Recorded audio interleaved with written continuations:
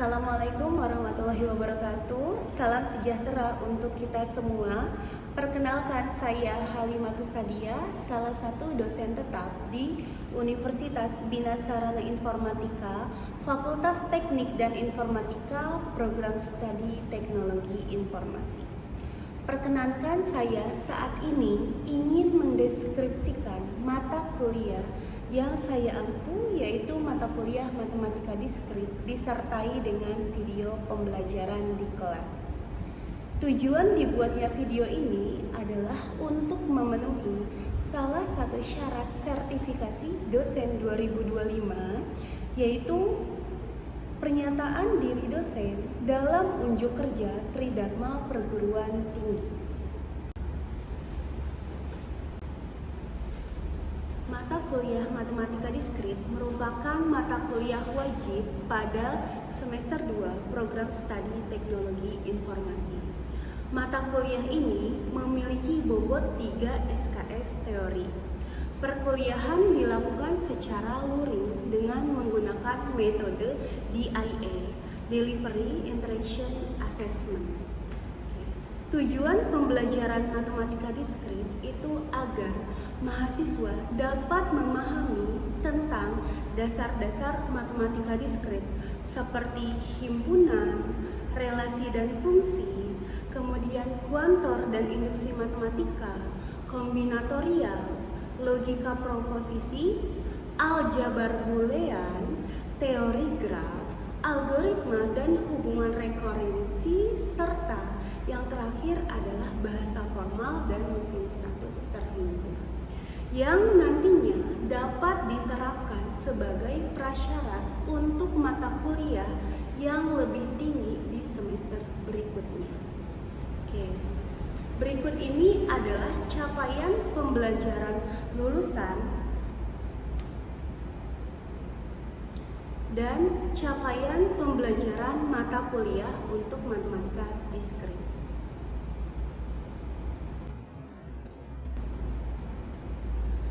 Buku referensi yang saya gunakan dalam mata kuliah ini adalah sebagai berikut. Dan yang terakhir, ini adalah bobot penilaian akhir untuk mata kuliah matematika diskrit.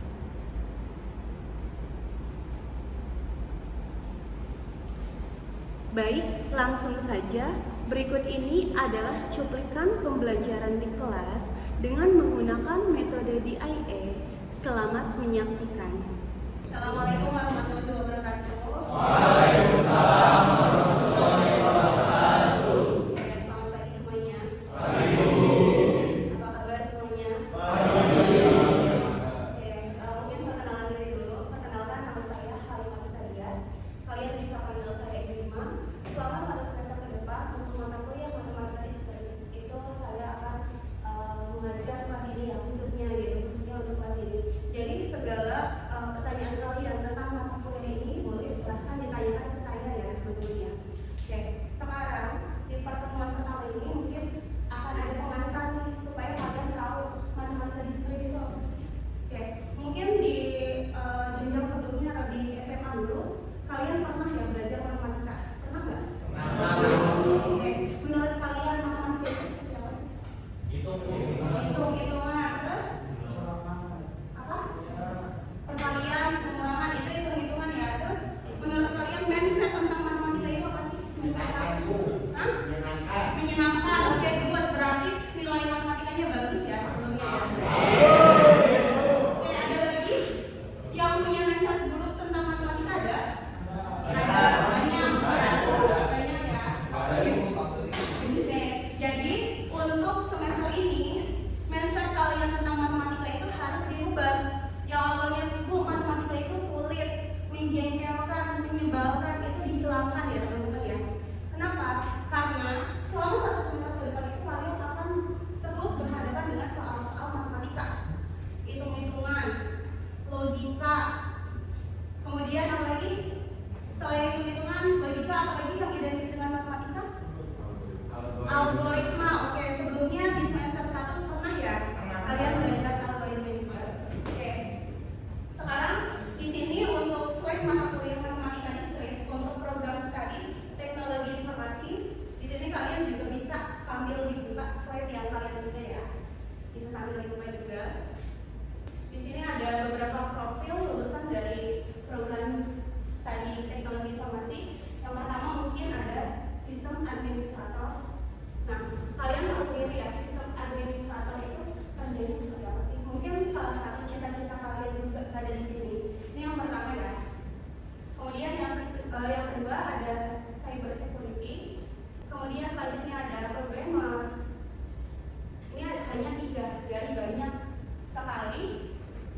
lulusan program studi teknologi informasi.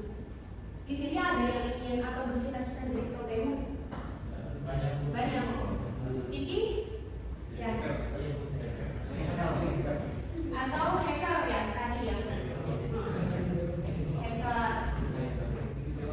Banyak ya teman-teman. Di sini hanya dituliskan 3 saja. Sebenarnya teman-teman masih bisa cari lagi. Lulusan TI itu apa sih? Karena teknologi informasi itu beda ya sama teknik informatika. Beda teman-teman. Meskipun disingkat sama-sama TI gitu. Sama-sama TI tapi beda. Ini ada capaian pembelajaran lulusannya atau CPL untuk mata kuliah matematika diskrit. Nah, di antaranya ya, saya tidak akan sebutkan semua. Di sini menunjukkan sikap bertanggung jawab atas pekerjaan di bidang keahlian secara mandiri. Ini adalah capaian pembelajaran lulusan untuk mata kuliah matematika diskrit. Teman-teman bisa dibaca sampai akhir. Di sini yang terakhir, mampu mengambil keputusan secara tepat dalam konteks penyelesaian masalah di bidang keahlian. Nah, di bidang keahlian itu khususnya kita itu berarti di bidang komputasi gitu ya tentunya. Berdasarkan hasil analisis informasi dan data. Karena matematika itu pasti selalu butuh data. Ini capaian pembelajarannya. Kemudian kontrak perkuliahan, kita bisa lihat kalau dengan mata kuliah untuk matematika diskrit itu adalah 896.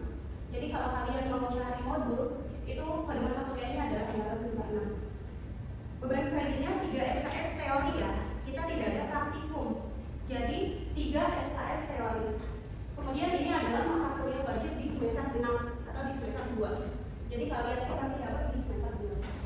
Untuk jurusan teknik informatika, untuk jurusan yang lain tidak ada untuk mata kuliah ini. Tujuannya, kenapa sih kalian harus belajar matematika diskrit? Di sini agar mahasiswa dapat memahami dan mengerti tentang dasar matematika diskrit yang nantinya diterapkan sebagai prasyarat. Ada kata prasyarat. Dasar ya teman-teman, berarti teman-teman harus kuat nih karena dia prasyarat untuk mata kuliah yang lebih tinggi di semester berikutnya. Salah satunya tadi yang sudah saya sebutkan. Ini ada materi pokoknya dari pertemuan pertama sampai pertemuan 16, di mana pertemuan ke-8 dan pertemuan ke-16 itu kita akan laksanakan UTS dan UAS. Kemudian pertemuan 7 dan pertemuan 15 itu adalah review atau quiz. Dan pertemuan 1 itu diawali dengan himpunan. Ya, himpunan. Kita hanya akan bahas pertemuan 1 saja untuk hari ini ya. Rencana pembelajarannya.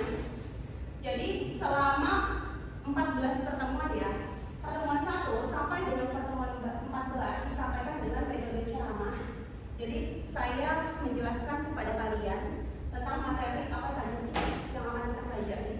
Itu ya, dari 1 sampai 14. Kemudian setelah ceramah itu ada metode diskusi. Jadi pada saat saya selesai menjelaskan atau pada saat proses menjelaskan itu kalian boleh bertanya. Kalian boleh bertanya dan saya pun boleh bertanya gitu ya. Kita diskusi, kita sharing. Kemudian setelah itu ada latihan soal. Ya, ada latihan soal. Jadi selama 14 pertemuan metode kita itu ada ini. Oke. Soal latihan yang dikerjakan di rumah itu sebagai nilai maksimum dikerjakan perorangan atau kelompok. Ini rencana pembelajarannya. Penilaian tugasnya sebagai berikut ya. Kalian bisa lihat penilaian tugasnya sebagai berikut. Nanti akan dijelaskan lagi seiring berjalannya waktu dari pertemuan 1 sampai 14. Oke, kita masuk ke materi kuliah. Kita masuk ke sini. Dalam kehidupan, sering kita membicarakan objek diskrit.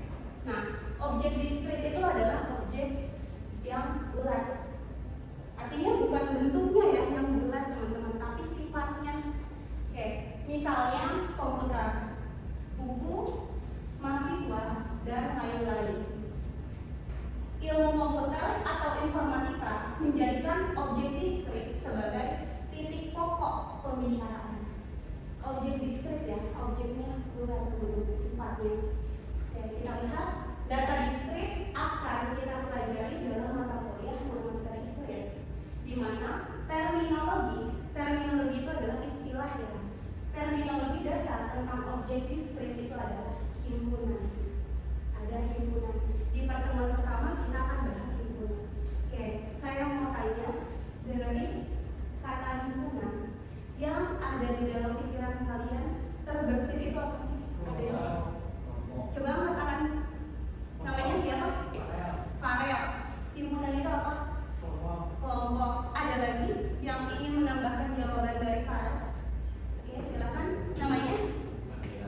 giliran.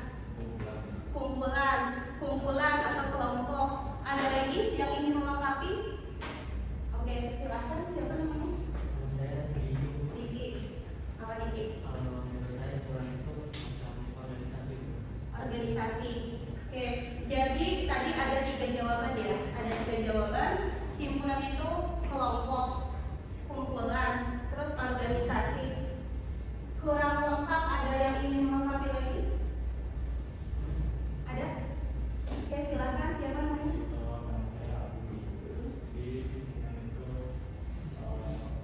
Suaranya kurang. Kumpulan dari objek-objek. Oke, ada lagi? Ada lagi nggak? Oke, 4 orang yang jawab tadi semuanya jawabannya benar ya. Benar. Cuman ada yang perlu kita sempurnakan teman-teman. Nah, kenapa kita belajar himpunan? Karena pengertian yang selama ini ada di dalam pikiran kalian itu kurang lengkap gitu ya. Kita lengkapi sekarang di definisi himpunan. Kalian bisa lihat, himpunan itu adalah kumpulan benda atau objek nyata maupun abstrak ya, mau nyata mau abstrak yang memiliki sifat tertentu yang sama. Jadi dia itu sekumpulan objek yang memiliki sifat sama. Sifatnya harus sama. Kalau misalkan dia hanya kumpulan saja, hanya kelompok saja, tapi sifatnya tidak sama, itu bukan himpunan. Ya, harus didefinisikan dengan sifat yang sama. Itu adalah himpunan. Contoh di sini, himpunan software under Windows. Ini adalah A. Penulisan himpunan itu harus dengan huruf kapital ya, teman-teman. Harus dengan huruf kapital. Anggotanya baru boleh dengan huruf kecil atau bukan kapital. Oke, sekarang A itu adalah himpunan yang di dalamnya anggotanya berisi Microsoft Word, kemudian Excel, PowerPoint, dan lain sebagainya. Nah, ini adalah himpunan di mana dia itu adalah kumpulan objek yang memiliki sifat sama. Sifat apa yang sama? Di antara ini semua. Sama-sama dari Microsoft, atau kita bisa lihat di sini ya, software. Oke, itu ya teman-teman ya.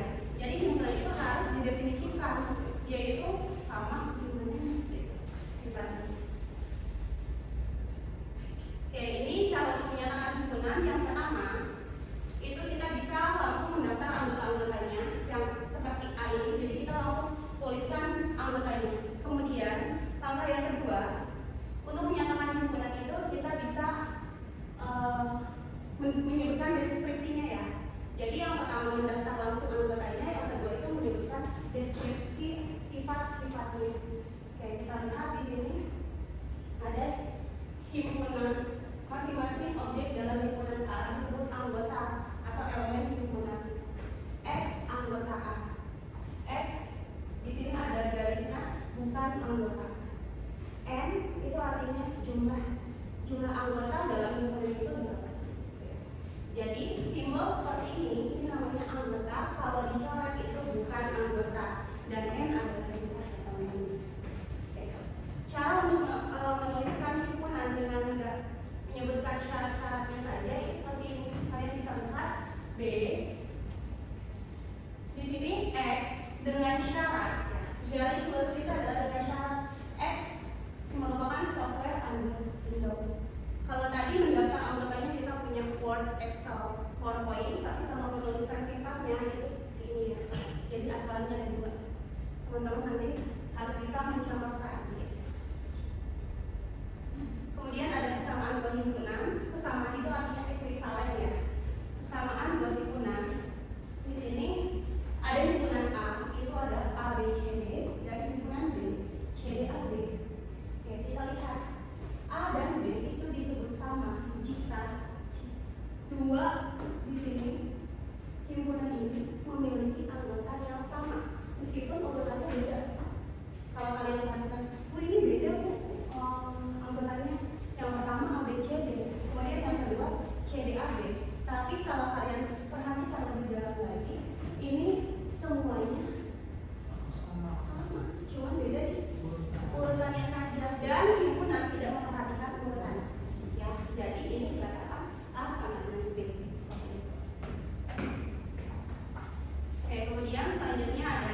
himpunan.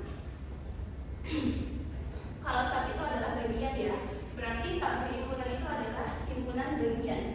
Himpunan bagian. Atau jika kita punya himpunan A, misalkan kita ada punya himpunan B.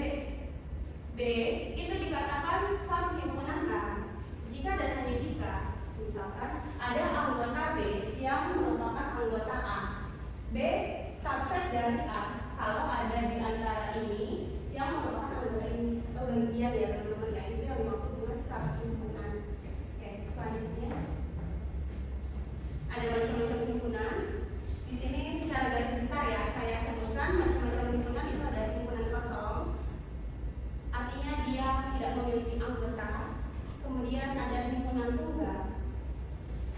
Di sini hanya memiliki satu anggota. Jadi ada himpunan kosong, ada himpunan tunggal. Kemudian ada himpunan semesta. Nah, himpunan semesta itu adalah keseluruhan dari objek yang dibicarakan. Itu adalah himpunan semesta. Kemudian ada lagi yang namanya himpunan kuasa. Himpunan kuasa itu adalah himpunan dari semua subhimpunan yang dapat dibuat dari sebuah himpunan. Jadi kuasa itu ini loh, kalian punya himpunan. Nah, himpunan kuasa itu adalah berapa banyak sih himpunan yang bisa dibuat dari himpunan yang kalian punya. Yang itu adalah himpunan kuasa. Oke. Kemudian ada operasi himpunan. Nah, sebelum masuk ke operasi, tadi yang saya sebutkan itu jenis himpunan ada berapa? Satu orang. Jenis himpunan ada berapa tadi? Ada himpunan perkataan apa? Himpunan tunggal. Kemudian himpunan kosong, kuasa, dan satu lagi semesta. Oke, good ya. Itu ya, itu adalah jenis-jenis himpunan yang kita pelajari. Sekarang kita masuk di operasi himpunan. Nah, untuk operasi ini ada 5 deh. Ada 5 operasi yang akan kita pelajari. 5 itu termasuk komplement ya. Komplement kita masukkan. Yang 4 itu apa saja sih? Gabungan, irisan, kemudian selisih, kemudian beda sekampuk ya. Dan terakhir itu komplement. Sekarang kita mulai dulu dari gabungan. Oke, operasi himpunan gabungan. Di sini kalian bisa lihat gabungan 2 himpunan A dan B itu adalah himpunan yang anggotanya semua anggota A atau B atau keduanya. Atau kalau kita tulis dalam operasi gabungan itu seperti itu. Kita tulis A gabung B berarti X-nya itu kayak kita tulis X merupakan anggota A atau X anggota B. Jadi untuk gabungan kita konjungsinya itu adalah apa? Dia anggota si A atau anggota si B. Kemudian nanti akan kita bahas tentang irisan. Irisan itu A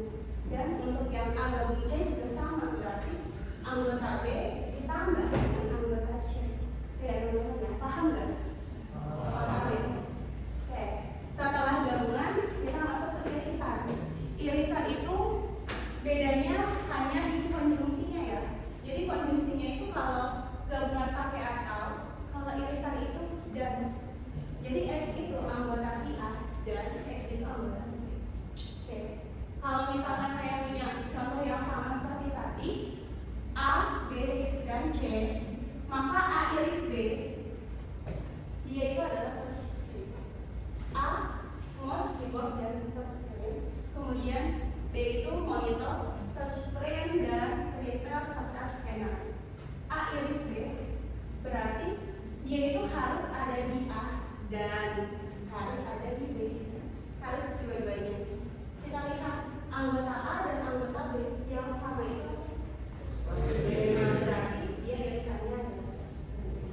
Untuk yang A dan C ini namanya pemikiran kosong. Kenapa pemikiran kosong? Karena dia tidak memiliki anggota yang sama. Itu. Selanjutnya ada selisih.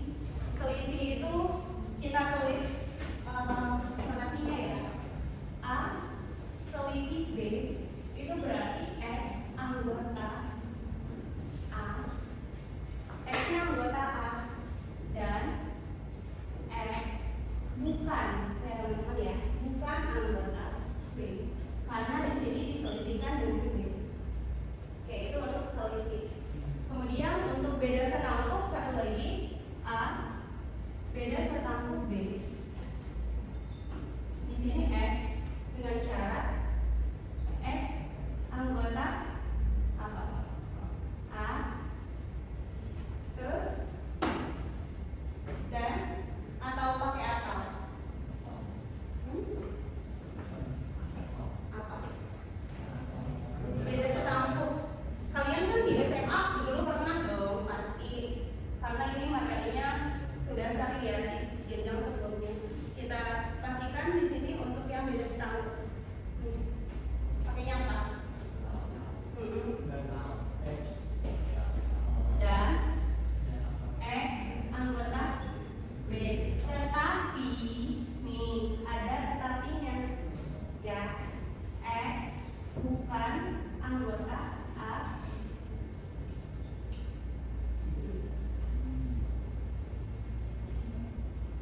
X anggota A dan X anggota B, tetapi X-nya bukan anggota irisannya. Jadi nanti digabung nih ditambahin, tapi yang beririsannya dihilangkan. Itu yang dimaksud dengan setangkup ya teman-teman ya. Seperti itu. Jadi yang kita pelajari itu ada gabungan, ini apa? Irisan ini. Satu lagi apa? Komplement itu kita bisa notasikan dengan pangkat C atau kutip satu ya. Misalkan kalau kita punya A, ada kutipnya, itu artinya A komplement. Kalau misalkan di buku lain mungkin sumber lain ada yang pakai pangkat C, misalkan A pangkat C.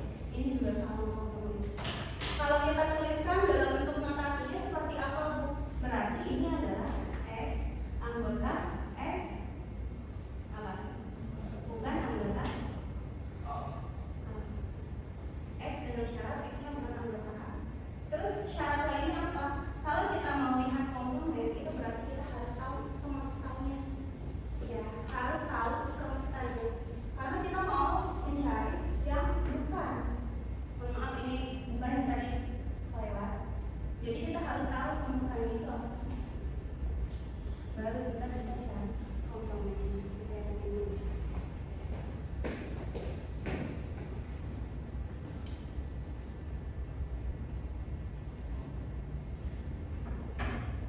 Oke, selanjutnya di sini ada latihan. Tuliskan dalam bentuk deskripsi himpunan berikut.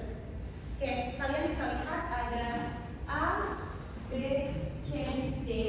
Untuk yang nomor satu ya, untuk yang nomor satu latihannya ada yang bisa nggak maju ke depan untuk menuliskan jawaban yang A, B, C, D nomor satu. Nulis himpunan dengan mendeskripsikan. Deskripsi itu seperti ini ya, tapi yang dituliskan deskripsi dari himpunan. Ada yang mau? Ada yang mau menuliskan nggak?